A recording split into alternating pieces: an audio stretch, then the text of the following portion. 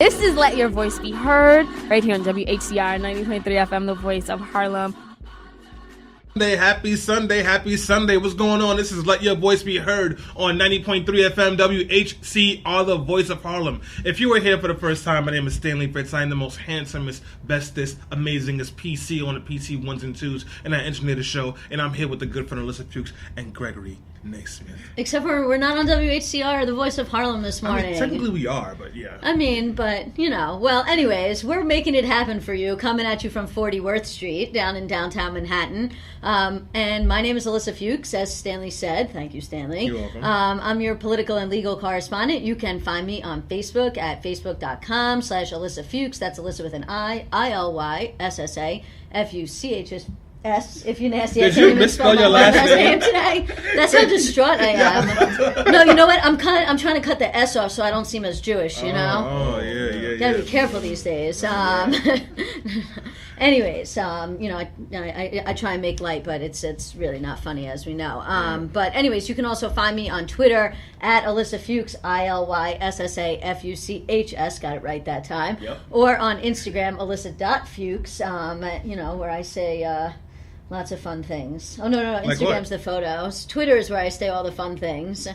Like what? Yeah. Well, I'll give you a perfect example. The other day, Paul Ryan tweeted that they had passed some quote-unquote comprehensive opioid package.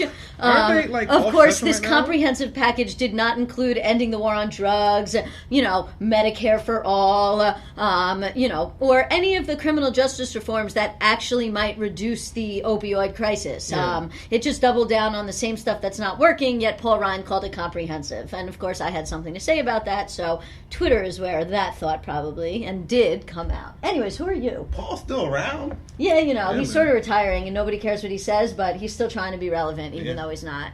Oh, man. I'm Gregory Naismith. I am a host of the Gregory Naismith Show. I'm a certified coach and underdog advocate, and happy to be back with the Let Your Voice Be Heard family. Word, we're happy to have you back. Yes, indeed. And I'm out here just exploring how underdogs become champs in today's society and culture, and it's rough out here for us. So that's what I do. And you can find me at GregoryNaismith.com and all the access to my social media and all that good stuff. All right, wonderful. So, guys, we have a really big, slightly sad, depressing show for you. But before we do, you're probably wondering where two people from our show are. So, Jackie is not here this weekend. She got a family issue to take care of. And Selena is supposed to be at work in Haiti. But I don't know if you can call it work. So we were watching her Instagram story this morning, and we're not sure if she's working or playing. Or what? So, Selena, let us know what you're doing out there. Yeah, follow her on Instagram, Miss Selena Hill, and her stories are the most amazing things to witness. I don't know what's going on, but listen, guys, she's not really at work. But we're here, and we have a great show for you. We got a lot to talk about. We're going to be talking about Megyn Kelly getting fired for being trash. We're going to be talking about the New York Knicks not going 82-0, but you know what? We still have a chance to make it to the playoffs. Probably not. What? Yeah. Whoa. Don't listen, beloved. Don't hate on my Knicks, okay? We are working on things. We're going to be talking about the shooting that happened in Pittsburgh at the Pittsburgh Synagogue. This is really bad. We're going to be talking about Trump's additional attacks on American people. It is going to be a big show. And our main conversation today is asking a real question. Is it safe for anybody who is not a white Anglo-Saxon person? It seems to be becoming more and more, at least obvious to me, that this isn't the place anymore that people of color, LGBTQIA people, trans people, indigenous people, Latin people, Jewish people can be saved. And we're going to have a real conversation about that today. And we hope you guys will join us. And listen, as always, if you're on IG Live, leave us a comment. Let us know what you think about this. If you're on Facebook Live, leave us a comment. Callie, I see you over here right now. Make sure you're joining the conversation and telling us what you think, because we don't know what we think. Yes, we do. But anyways, guys, it's going to be a great show. But before we begin, I got to ask. So, Greg, how was your weekend? My weekend was good. I got to play some basketball. Speaking of basketball, I'm not a Knicks fan, so let me just get that out. All right. I just don't like basketball. You know what? Listen. Next person. Listen, how was your weekend? I don't like basketball. Oh, next That's person. Right. It was good. I spent it with you. Well, Yeah, part of it. Yeah. Being Santa Claus, but we won't say in what way. Yeah. No, but Greg, go ahead. How was your weekend, man? The weekend was so many crazy things going on, so I needed some mental break. So I went to a birthday party, played some ball. I also found one of the funniest, pettiest things online was 50 Cent buying out tickets to like it might be the petty award of the year. So stuff like that made me smile during a weekend of a lot of Not tough things smiling, going yeah. on. Yeah. No, you're right about that. And Cardi B has a new single out this week too, so that made me happy. Does she? Called Money. I haven't heard it. No, but She has a new single out. It made me happy, but I haven't listened to it. yeah, because yet. I want to see Cardi B succeed. But then also, apparently, she said Nicki Minaj fans leaked the song. I don't know. Hold on, first to succeed, you gotta download it. You actually have to pay to download it. Well, you're asking a lot. Alyssa, how was your weekend? What'd you do besides hang out with me on Friday? Nothing. No, that's not true. I actually had some downtime and like relaxed, which is like I really needed that. Yesterday I read some books. Finally got the book that I had been waiting on from the library. I love the library app. Library is the best. The library is the best socialist program in the country. They are not cutting us a check. We give the library no plug. No, go ahead. Go ahead. I love the library. So I read some books and I watched some documentaries. I was watching a really interesting documentary yesterday about the Concorde and about supersonic flight. Really? I did some cooking, made some French toast for myself yesterday. You gotta have some basic life skills, know how to cook over here. All right. Pick me Twitter. What? Pick me Twitter. That's when girls on Twitter go, I know how to cook and clean, I don't like to party. So No. I know how to cook and clean and I like to party. I'm just like everything. I'm the best. I know how to cook and clean too. I like brushing shoulders off over here. I feel like most adult people know how to cook and clean. Reen Bean, I see your commenting. Thank you so much for being online with us today. We'll definitely get to your comments at some point. So, guys, listen, I would love to keep on shooting the crap with you guys about the weekend, but my weekend wasn't very interesting besides me going apartment hunting. Apartment hunting in New York City is really hard, man. It's really hard. I saw an apartment yesterday, and they advertised it as like a spacious loft 3-bedroom apartment. And then I got there, and it's on a 5-floor walk-up, and the whole apartment is about the size of this office, and they wanted $2,300 for it. Oh. And I'm just like, dog, come on. I hope they didn't also want like a broker fee too. Yeah, of course they wanted a broker fee. Yeah. So, and I saw one apartment that I really, really like, and I'm holding out hope for it. Oh man! It's like when they go and they're like, this is a junior 1-bedroom, and then you walk in, you're like, this is not a junior 1-bedroom. What's this a junior 1-bedroom? A junior 1-bedroom is like a made-up thing when something's really a studio, but it sort of has a separate bedroom that's separate from the living room. So they try and get away with charging more by calling it a junior 1-bedroom. The finesse is real out here in these streets. It's just like when they try and rename neighborhoods to make it more attractive. Oh yeah, I was telling Deja May about that. That's the piano like a district. gentrification thing. Because apartment hunting, like Maryland, I would love to move to Brooklyn. Maryland would not. She's like, I'm not moving to Brooklyn. I'm definitely not moving to your bum East New York, where I grew up at, because she thinks it's too dangerous over there. She said she saw The Wire, and it was East New York. I hate that. But anyways, shout out to East New York. Yeah, word. Shout out to East New York. What up?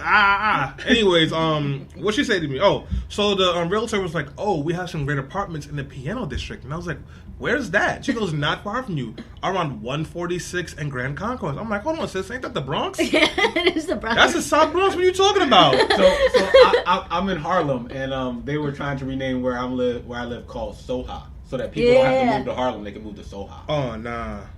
The gentrification game is real. Yeah. Big real estate will do anything to try and rename a neighborhood to make it seem like it's somewhere different than it actually is. Yo, square up. Stop playing with me, King. All right? This is my... Well, you ain't the king, you real estate savages. This is my neighborhood.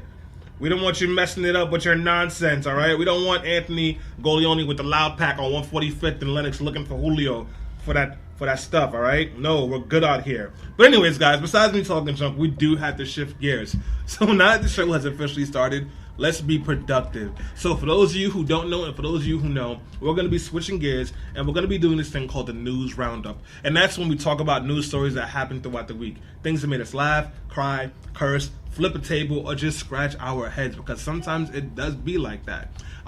Anyone can share a story. We like to share stories and talk about it. But if you have something you want us to talk about, you can leave a comment on IG Live at BeHeard_radio or on Facebook Live at Facebook.com/LetYourVoiceBeHeardRadio. It's literally right here on the wall behind me, so you can post it over there. Greg, I know you had a couple of stories, so I want to start with you. What caught your eye this week? Man, it's Halloween, and like a lot of people, you might be thinking, what are you going to wear for Halloween? Yeah. And there's things you do wear, and there's things you're like, oh, I know that's off limits. I would never wear that type of costume. Right. I think it's common sense. Well, Megyn Kelly, host of the Megyn Kelly Today Show, or I guess used to host the Megyn Kelly Today Show, talked about earlier this week that it was okay to wear blackface and that it was something that, people did around her way growing up. Of course they did. Because she grew up in, the white suburbs. And Syosset, Long Island. Yeah. Is that where she's from? She was the hot topic of Syosset. You know how it goes out there, man. It's like, Which is 2018, and I still can't believe there's people out there who don't know some of the history of blackface. yep.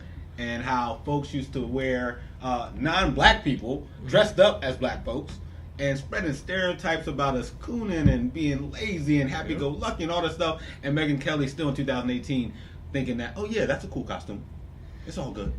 Yeah, I mean, look, I was reading a post that was from Sean King yesterday night. I saw it on Instagram, and it was a photo of a young boy, a young white boy. It's gone around before. This is from like 2 or 3 Halloweens ago, and he's dressed up as Malcolm X, and he's not in blackface. And Sean King writes, this is how you do a black costume if you're a white person. You can do it very well by being respectful. You don't have to put on blackface. And he was essentially just saying, is like, you can be a black character for Halloween if you're white, if you want to be. Just like if you're black, you can be a white character for Halloween, but you don't have to put on blackface, which is inherently problematic, in order to be a black character. There are very savvy ways to do it without being offensive. Well, Greg, I want to ask you, because I know some people were getting mad because white kids were dressing up as Black Panther.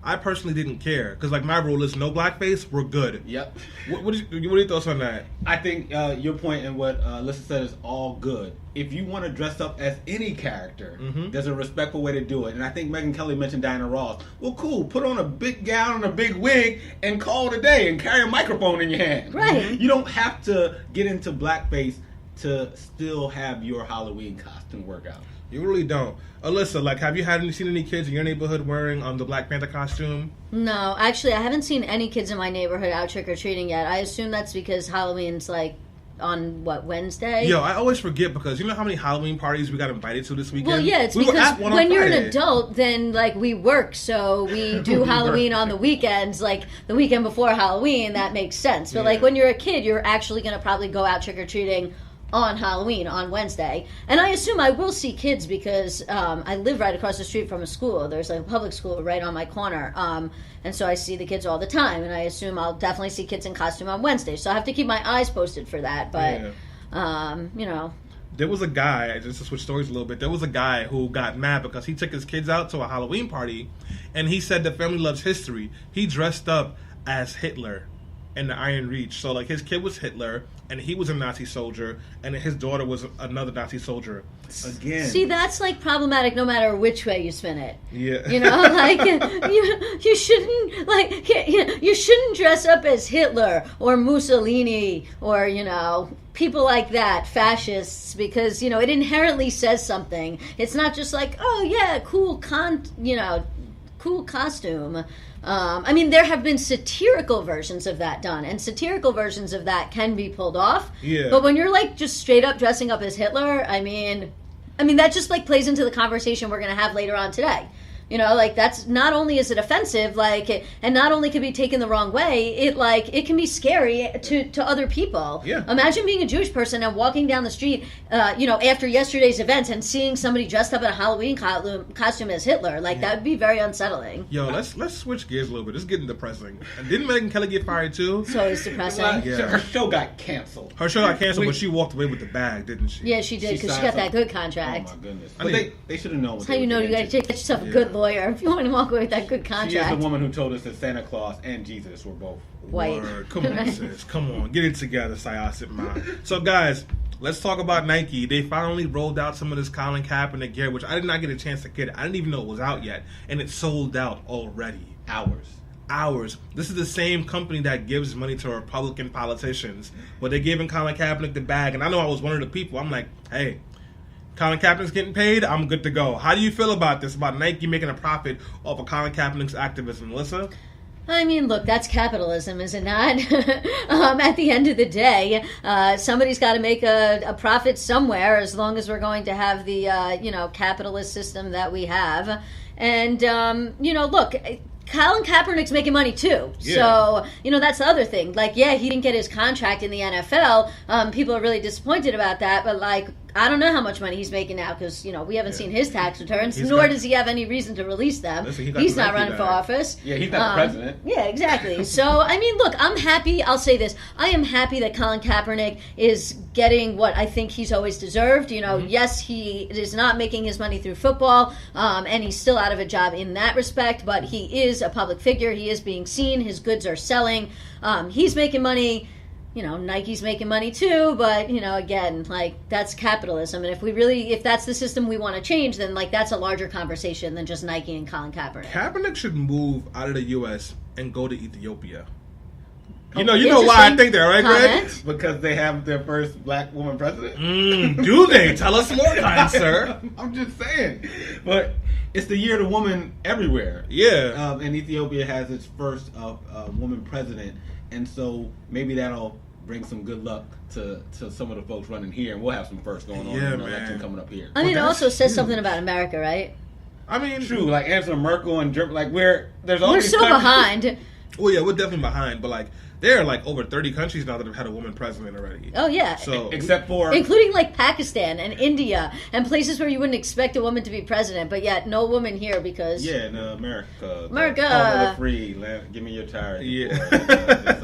You know that's black all or brown or BS, gay right? or Jewish. If I didn't, I've been reminded this weekend that it's all BS. Yo, and we're gonna get to that too because the Second Amendment is killing the First. Yeah. Listen, I'll say this. We're going to get to that stuff. There's lots of things to talk about. But I want to kind of slowly kick it off with the Kroger shooting that happened in Kentucky earlier this week. A white man with a bunch of guns tried to go into a black church. He couldn't get in there. So he went to the Kroger store. I guess it's their Walmart, whatever you call it. He shot 2 black people. And then he got into a shootout with a white guy. They both ran out of bullets. And the white guy's like, don't shoot. And the man says, whites don't shoot whites. He specifically went to go kill black people. Guess what? This guy was also a huge Trump supporter. This guy also thought that black people were taking away all the white people's benefits and that there was a white genocide going on. People like him have been popping up a lot more often since Trump's been elected because they feel empowered. Have you guys heard about the story? Because it has not gotten a lot of attention. No, I have heard about this story.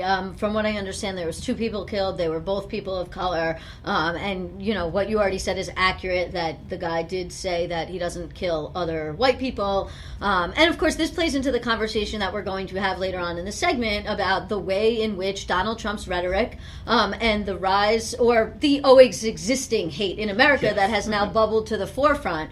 Because people act like this is just some new phenomenon. This is not a new phenomenon. In the 1930s, the KKK literally marched in the streets. They literally went to Washington, D.C. and held a rally with hundreds of thousands of people openly marching in the streets. After World War II, we were able to basically, tamp that down in America. But those people never went away. They just went underground, and now they're coming back. And I don't want to get ahead of myself, because I know we're going to talk about that later on during this segment. But, this is the underlying, this is who we are. Yeah. This is America. Yeah. I want to give a quick shout out to Kamora Zen, who made sure she sent me that article to share on here. And I also want to give a shout out to some people who are listening to the show right now. We got some interesting comments, guys. Reen Bean says, I say DC liberals because our state Dems aren't psychotic. And she was talking about earlier, she said she feels safe because she has open carry, so she has a gun on her. Teresa That's an Asbel interesting comment. Ellison says, it's not safe in Trump's America? ? You have to be kidding or disillusioned. There are over 20,000 people who attended Trump rallies, and there hasn't been one report of violence. The violence you speak of comes from the left, and soon there won't be any Democrats left. Red wave coming. Teresa! Wow, that's like some alternate facts universe right there. Teresa, thanks for your comment. By 2045, white people will be the minority. Congratulations, sis. Get ready for some more black people on your block. But no, the other thing that, that's the thing. Those people are living in a bubble. You go to a Trump rally and there's no violence because all the white supremacists are at the Trump rally not killing each other because there's other white people there, just like the guy said at the Kroger. Meanwhile, the crazy guy who lives in the Trump van is sending bombs out to all the Democrats, live pipe bomb weapons that could have blown up and also could have injured innocent postal workers. Well, let's hold that thought for a second, Lisa, because that's dipping into the later part of our conversation. conversation, but it's real. It's happening. Go ahead, Greg. But can I just say one thing to the comment, which was to the comment. is that the one time, to your point, that a black person did show up at a Trump rally, he got sucker punched while walking through the So let's not forget. So to your point, yes, as long as we stay away, we're safe, and the rallies are peaceful. Yeah. Right, exactly. But like this, just like this is how much people live in their bubble. And look, there are people in the left living in a bubble too, to a certain extent. Yeah. There are people on the very far left and on the very far right that live, but in some kind of alternate universe. But for the rest of us, you don't, unless you are blind, and obviously I have a blind uncle, so no offense to anybody who's disabled, but like, how do you miss what's going on? Literally, open your eyes. Yesterday, a man walked into a synagogue and shot 12 people while yelling that Jews should die. Then we can get comments that people are saying, like, this isn't happening. I don't know. Are you not paying attention, or do you just not want to see it? Listen, man, it's a different time in America. So, guys, we are going on a quick music break. You'll still be able to see us, but we won't be talking about the show. So, this is your moment to go stretch your legs, grab something to drink, go tell your friend to start streaming. When we get back, we are going to be talking about the safety of people that look like me and Alyssa and Greg and Dejanay in America while Trump is in power. We'll be talking about the pipe bombs. We'll be talking about the shooting. We'll be talking about all the things that are happening. But until then, I'd like to trigger some of our Trump-supporting listeners today with this song. It's called I Wrap My Hijab. Yes, beloved. All around the world, love women every shade of Hey, all right, guys, we are back on Let Your Voice Be Heard on 90.3 FM WHCR, the voice of Harlem. We are not in the studio this week. The studio is under construction, so we are here in my office on Facebook Live, on IG Live, on the podcast kit. Do you love our show? Do you love what we do? Do you want to support us? Then please become a monthly subscriber at patreon.com/Be Heard Radio. Again, that is patreon.com/Be Heard Radio. You can give as much as $100 a month or $1 a month, but every dollar counts, and it helps to pay for things like, hey, this podcast kit right here, our ability to come down here and do this show, our SoundCloud and our Spreaker accounts, which feed into the podcast system, and also it keeps us very happy because when we're not broke while doing the show, it's a great thing. And right now we're broke doing the show, so make us happier. And also, if you have any questions, comments, curse words, or concerns, leave us a comment on Facebook Live. As always, on IG Live, we want to hear more from you. And of course, if you're a part of the podcast crew and you listen on the podcast, we appreciate you. Keep listening on Spotify, iTunes, Stitcher, iHeartRadio, and wherever you get your podcasts from. We're definitely with all of that. But now, guys, I'm here, and we got to switch gears just a little bit because the last week and a half has been breathtakingly violent. So as we talked about earlier in the show, there was a shooter who went and killed two black people at Kroger's, and then once he was attacked by a white person, he said whites don't kill whites. There's a fact that Donald Trump has been trying to push some changes that would define gender as only male and female, therefore stripping rights from transgender people in a very systematic way. And then this week, we've seen a bunch of pipe bombs appearing at the homes of people who have been adamantly against Trump or Trump hate, including Joe Biden, Robert De Niro, Kamala Harris, Debbie Wasserman Schultz, Barack Hussein Obama. And now listen, I'll tell you this right now, white gentrifiers, if something happens to Obama, you're going to have some problems because you're all up in East New York and in Harlem, and there's still a lot of black folk there, so let's hope that doesn't happen. But anyways, that pipe bomber was caught, but his van, he was literally driving around Florida with a van that had Donald Trump propaganda plastered all over the outside of it and pictures of elected officials like Kamala Harris and Barack Obama with crosshairs on them. And no one thought anything was weird because I guess that's just how people in Florida exist. In Plantation, Florida, on top of that. Yeah, yo. You can't make this up. In Plantation, Florida, thank you. But, a lot of people, or maybe just me and Alyssa and Greg, and we're projecting, but a lot of people have been looking at what's going on and the way that Trump has responded to this and have been thinking, yo, it's not safe. And just as people had calmed down because we caught the person that was sending bombs, 11 people were shot and killed in the Pittsburgh synagogue. 11 people. And the shooter, whose name I'm not going to say because the shooter's name doesn't matter, screw the shooter, he walked out of there alive, even though Trayvon Martin is dead. Alive, he walked out of there alive, and he said all Jewish people must die. So now you're sitting here in the studio with two black men and a Jewish woman, and things like this have made us feel, or made me feel maybe, like our lives are on the line every single day, like we are under attack. Meanwhile, we're seeing comments from people like Teresa Asbel Elliston on our Facebook live stream right there. You can check it out at this moment, who is telling us that what we're saying is ridiculous. And you're seeing that there are people on the right saying that this is fake news and these are false flag attacks. What's going on? Have you gotten to a place now where we might have to be thinking about going to war with people on the right? I know that sounds like hyperbole, and it might be a little bit, but where are we heading right now, Craig? Well, we were talking earlier about it just doesn't feel safe here, right? Yeah. It's just felt that way for decades. And there's a famous comic who talks about not the past few decades, but every decade. Yeah. And I'm often reminded, and it's 50 years of the anniversary of a lot of things, right? Voting Rights Act, which we talked about in the previous weeks and things like that. But only 50 years ago, it was still criminal to be black. Yeah. And as much as I think we've come so far, I'm reminded, like weekends like today, that we haven't come that far if you're Jewish. We haven't come that far if you're LGBTQ. We haven't come that far if you're black. We haven't come that far if you're Muslim. We haven't come that far, period. At all. I mean, look, America's a young country, right? It's only just over 200 years old. And in that 200-year period, give or take, basically the entire history of America is a history of violence. And it's a history of violence against some group of people, starting with, the genocide against Native Americans and leading up to the situation that we have now. People forget that only 50 plus years ago, Jim Crow was still the law in America on the books, and even today, Jim Crow still is the law in America, just not on the books, just using the criminal justice system. People forget that less than 50 years ago, Jewish people were being killed, just over 50 years ago, Jewish people were being killed in concentration camps. Hitler was rounding Jewish people up in Poland, in Hungary, in Romania, all over Eastern Europe, putting them on trains, sending them to Auschwitz and Bergen-Belsen. 6 million Jewish people died in the Holocaust. That was ended. The World War II ended in 1945. It is 2018.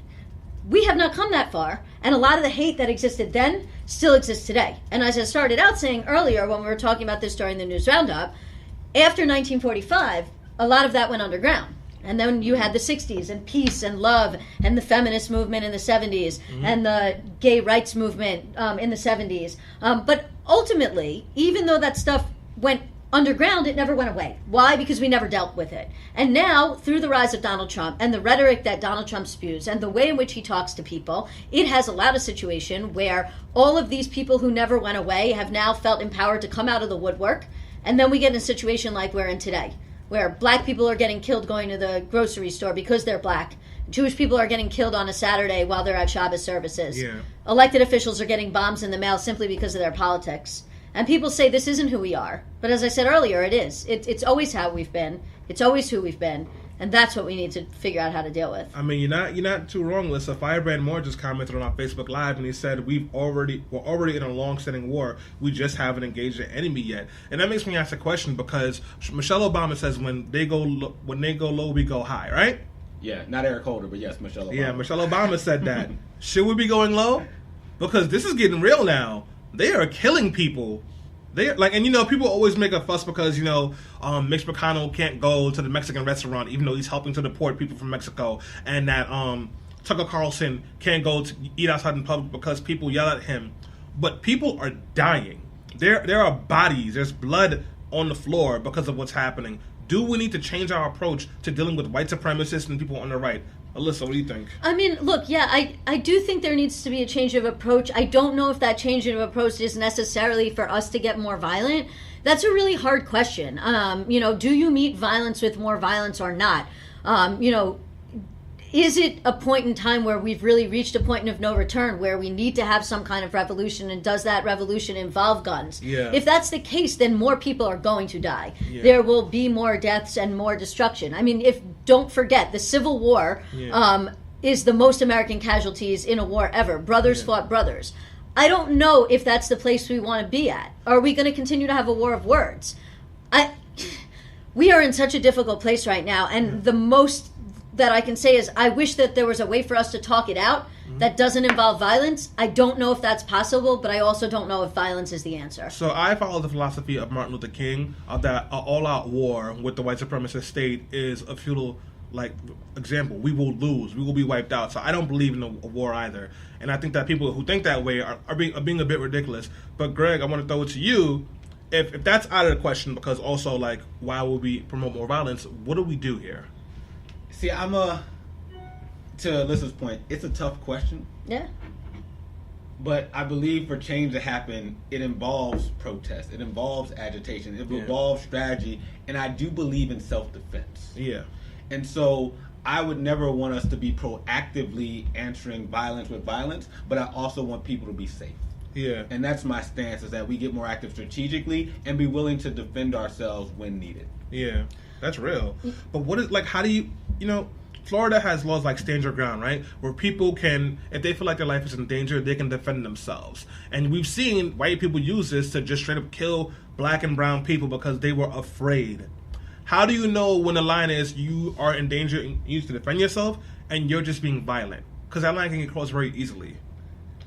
Well, I mean, look at the Proud Boys, for example. If you are going to protest somebody speaking at the Upper East Side Republican Club, and your purpose is to be there to just protest and stand outside and heckle people and have a sign, and then all of a sudden members of this white supremacist organization come out, start heckling you, and then throw a bottle at you, right? At that point, then, at least from a legal perspective, the law would say you can act to defend yourself or defend others. But the question becomes, like, you're right, it's hard to determine when that is. And sometimes by the time you would want to defend other people, it's too late. Like, looking at Charlottesville, for example, a guy got in his car and drove through a crowd of people, like in a vehicle, a 1,000-ton vehicle. What was supposed to be the situation there? I mean, and, did we want leftists to take out guns and start shooting at this man to stop him from plowing into the crowd? Again, these are very difficult questions, and I don't know right now if I have the answers to them.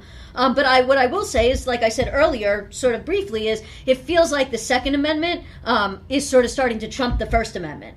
Because it feels like now when people are trying to exercise their right to free speech, whether that's to say something that you and I disagree with, that maybe they should get punched in the face for but not shot, or whether that is to, for somebody to exercise their right to worship in a temple on a Saturday morning without having somebody come in and shoot at them. And yet constantly we are seeing people being shot at and killed based on what they think. And the majority of the people who are being shot at and killed for their ideals are people on the left being killed by extremists on the right, and not the other way around, despite this fake rhetoric that the right continues to perpetuate about violent leftist mobs that don't exist. And part of that comes from the fact that Donald Trump gasses their head up with lies. Greg? Yeah, I would say another thing that's come to mind, and I'd be curious as to what the listeners even think too, is, are we going about it all wrong? What do you mean? In terms of diversity's hard. Yeah. Right? So I always think about this example. One of my mentors once told me, people give birth to a kid. Yeah. It's the closest thing to the same as you as anything in the world, the person you give birth to, right? Right. Your parents give birth to. If a kid used to pick things up with their left hand, they would get beat by the parents that birthed them just because they were different and like seen as weird because they were left-handed, because most people are right-handed. Yeah. So diversity's hard. So what I mean by maybe a different stance is, maybe the folks with Black Wall Street had it right. Maybe folks who have their little Italies or maybe they got it right. Like, maybe the goal isn't to try to figure out how we get along, but it's like, hey, this land is my land too, and like, let me have my space, you have yours, and like, let's not cross the lines, because clearly we don't work well together. 1 second. So it sounds to me like what you're saying is maybe segregation in this new age would be better. Is that? Well, I just want to make sure I'm getting at it right. I'm saying that we've seen communities create their own pockets of community and been able to be like, yo, that's cool. Like, I'm going to just live my life and like, we're all good. Yeah. But I mean, the problem with that is that there are overlaps in communities, right? And where these overlaps, I mean, like, I am a queer Jew. So right now, that's right away overlapping in two communities right there. And there are lots of Jewish people that don't consider me Jewish, number one, because I'm not religious enough, or number two, would not recognize me as a Jew because of the fact that I'm queer. Okay? There are lots of trans black people that are not accepted within their own communities, black communities, because of the fact that they are trans or queer. There are black Jews that are not accepted by the Jewish community because they are black. So, yeah, I see what you're saying in terms of, like, I don't know, maybe the solution is that we should stay within our communities, but our communities have overlapped in so many ways, and we spend so much time talking about intersectionality, and there's true intersectionality here. And look at the Jewish issue for a second, right? Jewish people are just as likely to be hated on as black people by white supremacists in America. However, because Jews appear to be outwardly white, they pass in a way that black people don't. So when a white guy walks into the Kroger and says, I'm only going to shoot black people, I don't shoot white people, that guy may also actually be like, well, I want to shoot Jews, but I don't know who's Jewish because, Jews appear to be outwardly right. And so then we get into immutable versus non-immutable characteristics, and it just it gets too confusing. What I would really like for us is to, figure out, and I realize we're not going to live in a utopia, but we have to find a way to get along better, number one. And we have to figure out a way to make all these racists and white supremacists and all these people that have always existed but have crawled back out of the woodwork since the 30s crawl back into the woodwork or go away, period, forever. I get that. And this is why it's a helpful, it's a cool conversation, because I don't necessarily think anything is that simple, right? So I'm not going to the extreme, but I would say, New York and Alabama don't necessarily get along. No. Right, so there's a multicultural state, and then there's a state that sees things like social justice and race and sexual orientation differently. I don't know if we should be trying to meld those states together and have those people now all live together. Yeah, but then again, that leads to an issue where then, what about LGBT people that live in those states, right? Are we going to allow those states to take those people's rights away because, we don't necessarily need them to meld with liberal ideals? Look, I'm just saying it's not working. Right? I just said that I know what we have now isn't working. So let me jump in. If you're tuning into the podcast or you're listening on Facebook or IG Live, we kind of been having a question of should we just kind of segment off into our own groups? Alyssa made the argument that some groups have kind of countermingling because, as she said, she's a white Jewish woman, but she's also a part of the LGBTQIA community. When you have those kind of conversations, I would say, I'm going to use the word interrogation because that's the best word I have for it. It has not historically helped people of color or African Americans because we don't get the resources that we need. But Alyssa said that she wishes we can get to a space where we can have these racists and these white supremacists and nationalists go back to the holes they crawled from. And I would make the argument, and obviously, I don't mean to be confrontational with you, Alyssa, but you're the only white person here. Why didn't you get rid of these white people in your families before? Because these white people have existed because other white people have not taken their crazy Uncle Ned seriously. They saw that Johnny was maybe on 4chan calling himself an involuntary virgin or involuntarily celibate, and they did nothing. And when Donald Trump was running for office, people kept trying to argue and say it wasn't bad. As Republicans moved further to the right and said more and more racist things, we gaslit people who tried to call it out. This is a creation and a perpetuation of white people and white supremacy. And I, as a black man, or other gay, transgender, queer people and other people of color, we can't fight this battle because we didn't create it. And for the most part, we're on the right side of history and the facts. This is white people business. Right, no, absolutely. Look, there are white people, Jews, that voted for Donald Trump. Yeah. There are a large majority of very, very religious Jews and people who are not even very religious but are very, very pro-Israel that voted for Donald Trump on the grounds that Donald Trump was going to be good for Israel, right? Mm-hmm. He agreed to move the embassy, and he did. He agreed to do this, and he did, right? They're like, oh, well, Jared Kushner is Orthodox, and he's married to the president's wife. That's all well and good, but at the same time, Donald Trump goes to these rallies, right? Mm-hmm. And he says things and he tweets things that are literally dog whistles, not just against black people, but against Jewish people to white supremacists. Yeah. Don't ever forget, white supremacists don't like Jews. They don't like gays. They don't like blacks. And so, to your point, we can talk to people within our own community. We can talk to other white people. Jewish people can say, how could you vote for this guy that goes to a rally and fans the flames of anti-Semitism? Yeah. And yet the response that we get from a lot of Jews on the right is, well, he's good for Israel. And I actually want to push the needle a little bit more on this one. And feel free to pass on this question because it's a tougher one. And we'll get to you in a second too, Greg. It's in Israel, we're seeing white supremacy in real time as they're running an apartheid state against Palestinian people, and they're literally trying to sterilize Africans that are coming over there and deport them. And no one's saying a word about that. So it's not even just with the white supremacists or the neo-Nazis. This is happening in a Jewish state, a group that has been oppressed almost like no other is oppressing others now. And if we can't even address that with an honest conversation without being called an anti-Semite person, like, how are we ever going to get past any of this? Right. I mean, look, that's the inherent problem is whenever you try and speak out against some of the oppression that is being perpetuated by people that have been oppressed, you very often get labeled as being anti-Semitic when you're not anti-Semitic. Speaking, I mean, I don't want to derail the conversation into a conversation about Israel-Palestine. That is like a whole nother show. Yeah. We have done that before. I actually want to shift gears, so go to Greg real quick. I'll come back to you in a second. I want to have a question of, like... You asked me a question. You got to let me answer it. I thought you had already. No. Sorry. But so we'll come back to you. So, like, what role is Trump playing in this, Greg, as far as, like, helping to stoke this violence? We always say that, but are we over-exaggerating? Are we putting the blame on him? What's his role in all this? So, Trump is...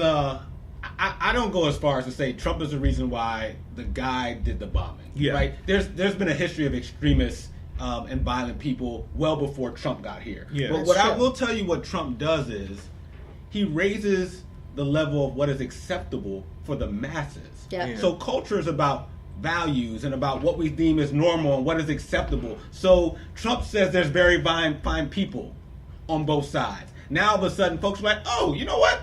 Maybe folks who believe in nationalism, they're not, like, maybe that's not that bad. Yeah.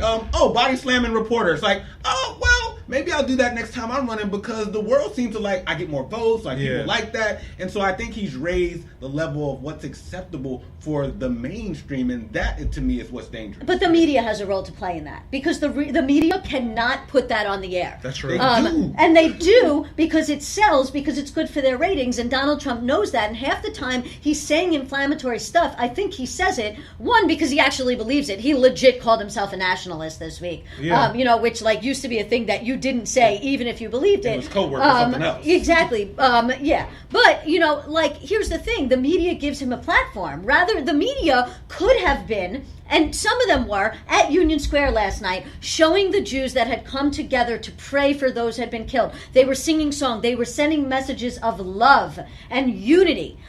That does not sell. That does not get ratings. Donald Trump going to a rally and saying incendiary things that literally cause people to send, okay, maybe not directly cause them to send bombs in the mail. Those are the things that get the press. And so the media has a role to play in that as well. We want to take some quick comments from Facebook Live. So earlier, Firebrand Moore said that if we had followed General Sherman's total war strategy in the Civil War to its logical end, instead of supporting former slave owners during Reconstruction, then maybe we would not have had to deal with some of the genocidal hatred that we see today. Just to give a little context, I mean, basically that strategy was that slave owners should have been not propped up during Reconstruction, and that wouldn't have given people that still believed in white supremacy a leg up from the start. That's a really interesting comment and conversation that unfortunately I don't think we have time to delve into completely. Rob Wright says, spot on with our description of violence on the left.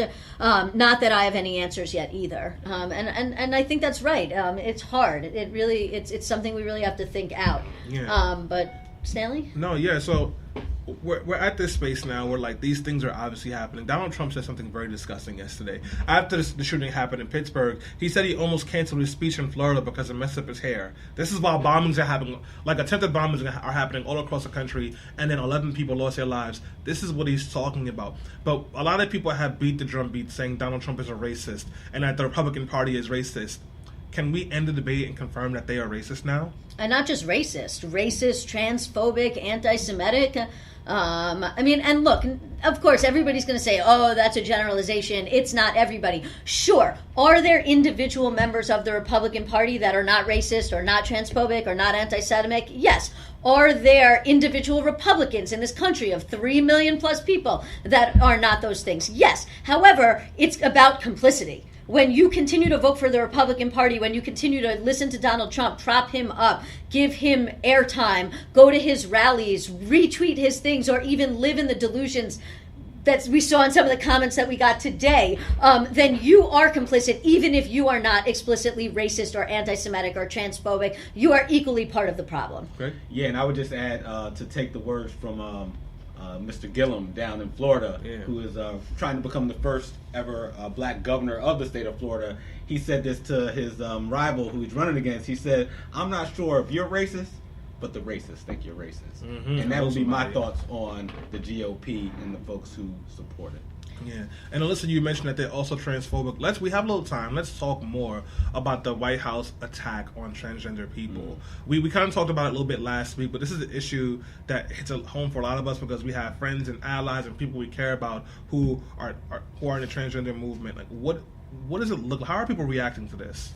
I mean, people in the transgender community are scared, legitimately. I mean, because it's a really big deal. Essentially, the idea is to write trans people out of existence as if we don't exist. Yeah. And it goes even further than that and starts to lead down this eugenics route where they're saying in order to confirm who is or isn't male or female, then there would be genetic testing done by the government. Could you explain eugenics? I mean, look, I can't explain eugenics in 30 seconds or less, and I'm not going to attempt it. If you can, then you can. But, I mean, the idea is, like, we've seen this before, and where have we seen this kind of thing before? Well, we saw it with Hitler, right? And, you know, like I said on a previous show, Donald Trump isn't Hitler, but Hitler wasn't Hitler until he was Hitler. And so, you know, we're always a half a step away from what happens next. But, you know, as the person here today that like falls onto the gender non-binary spectrum, you know, look, I was devastated when I heard the announcement. I was angry, I was frustrated, I went through that whole range of emotions, but I also realized that because thankfully, as like a white person who's upper middle class who like has a law degree, I am less likely to be in a space where I'm going to be attacked, and you know, like that's good for me. But I was worried so much less about myself and so much more about other people, and in particular trans people of color, because trans people of color are of course the most likely to be killed. And at the end of the day, that's what this is about. I was reading Stanley an article when him and I were hanging out on Thursday night on Reddit about the bathroom issue and why the people who support Donald Trump are so invested in the bathroom issue. And the reason isn't because they don't want somebody in the bathroom or whatever. It's because they want trans people dead. They want trans people to die. And when you look at this announcement from the Donald Trump administration, where they literally want to write trans people out of existence by changing the law to say that trans people don't exist, that is legal death, civil and legal death. So they can't figure out a way to actually kill us.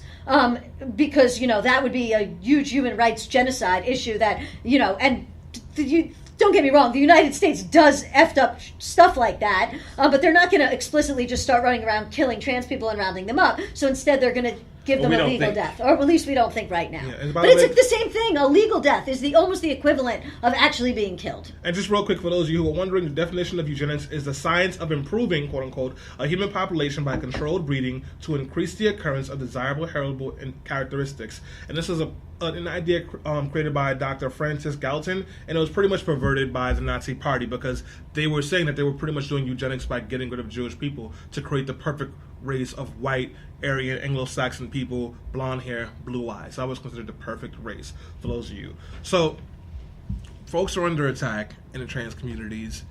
Black people are always under attack. There's nothing new about that. Jewish people are under attack. Trump seems like he's being pretty ignorant to all of it. We're saying that violence isn't the solution. We had a conversation about potentially sectioning off communities. What do we do then? What are some real solutions to actually dealing with this crisis of country that we're facing? First of all, I don't know about you guys, but I'm exhausted. Yeah. Yeah. Right? I just want to say to folks out there who just may be tired, like, we get it. So just know that we're tired too. Yeah. And so one of the things I would tell folks is find your people who like embrace your intersexuality and intersectionality, who love you for you, because it's needed. The self-care, being around people who love you, and that's, as of right now, that's where I'm at. And then also, if you see people out there acting up, steer them in the right direction, but you don't have to do the work for them. Yeah. Right. So, like, tell them to go Google blackface or to Google the Holocaust, but you don't do the work for them because they'll be exhausted even more. What do you mean by that, do the work for them?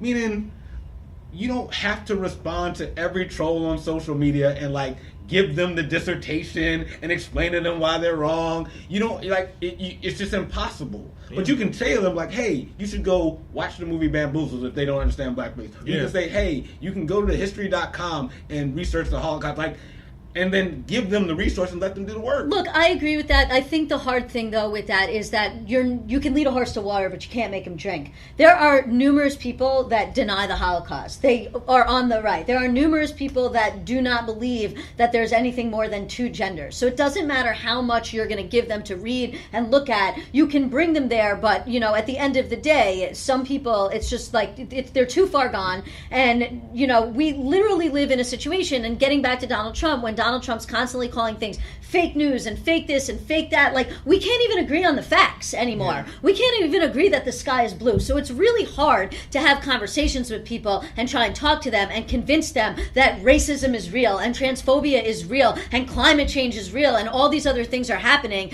when, they are constantly hearing the narrative about fake news and fake this and fake that. So, one, we have to try and find a way to get people to agree on the facts. But just to answer your question, number one, white people, talk to your people. As the only white person on this panel, fellow white people, have conversations with your friends and family about transphobia, about racism, about anti-Semitism. What she said. Jewish people, white Jewish people, have conversations with your friends and family about how, at the end of the day, Donald Trump may have done this thing in Jerusalem that you agreed with, but he literally fans the flames of people that hate Jewish people. Well, the first bomb that was sent out this week was sent to who?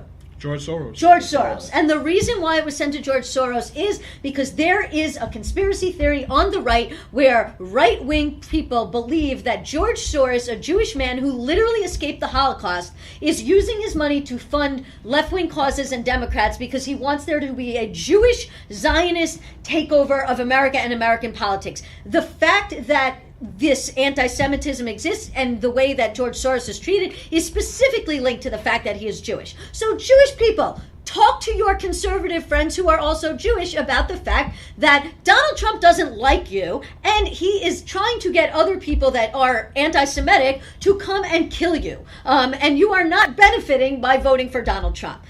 Number two, organize. And of course, number three, the election, God damn it, is next week. Go out and vote. Do not stay home. Take a friend to the polls. Find a car, get a carpool, get involved, make phone calls, send text messages, go out and knock on doors. There is less than a week left before this election, and there is still so much you can do. We have the opportunity to have a blue wave right now, to take back Congress, and to try and have some kind of normalcy, or at least the balance of normalcy, return. But that's not going to happen if people stay home and engage in slacktivism instead of activism. Yeah, and I just want to add to what you said, too.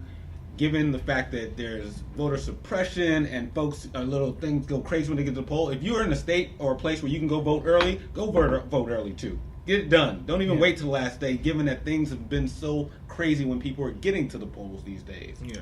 But, I want to squeeze in one more question because of what you guys said about elections and voting. Will elections save us? Democrats have been known to be just as racist as Republicans. They just do it with a smile on their face. Look at Hillary Clinton calling black kids super predators and Bill Clinton passing the crime bill that Joe Biden wrote.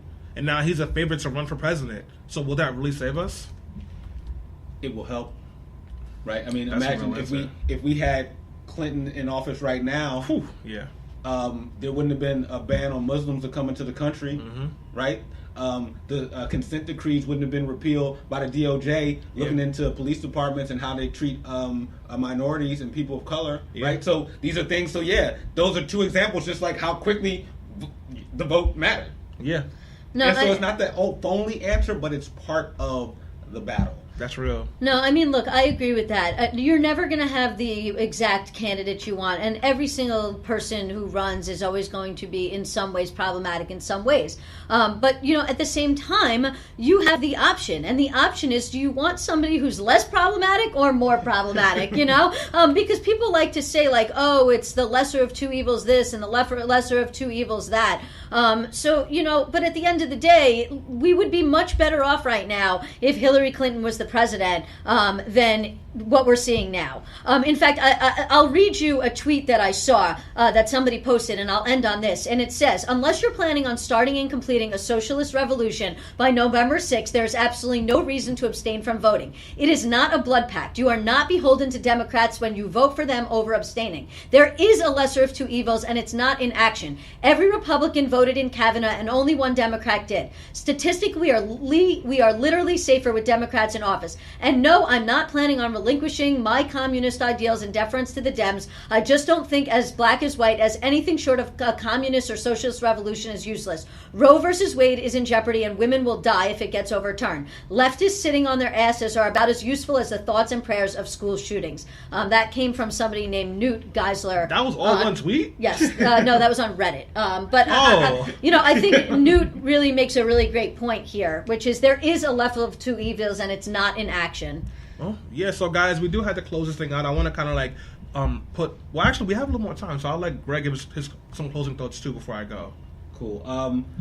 We talked a little bit about what happened in Pittsburgh and the synagogue, and about everybody being under attack. So I want to read a quick quote by a Lutheran pastor who was in Germany and emerged as one of the outspoken folks against Adolf Hitler. Mm-hmm. And I think folks are familiar with this quote. He said, "First they came for the socialists, and I did not speak out because I was not a socialist." Mm-hmm. The Lutheran pastor says. He said, "Then they came for the trade unionists. I did not speak out because I was not a trade unionist. Mm-hmm.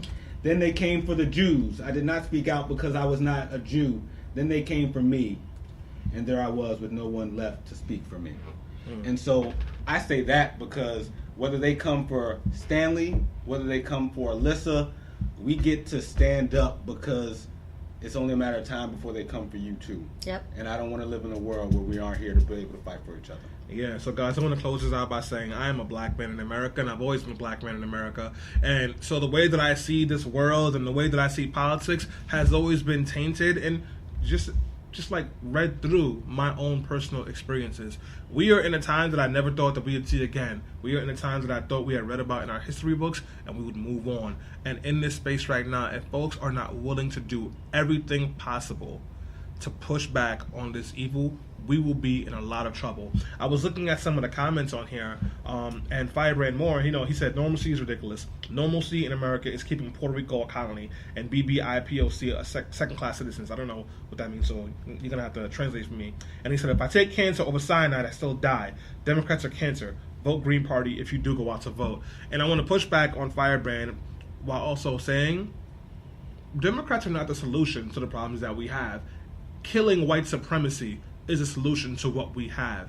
But for the moment being, we have to find a way to survive, to win, to live another day. And in this case, it means getting the people who are in office out of office and replacing them with people who aren't the best, but they're a lot better than what we have. And then understanding that the only way to win, the only way to survive, the only way to grow as a people in a country is to be militantly in a battle to destroy white supremacy, patriarchy, and sexism, because it is what feeds all of this. And until we get square on that and are willing to do whatever it takes, we will always be in trouble.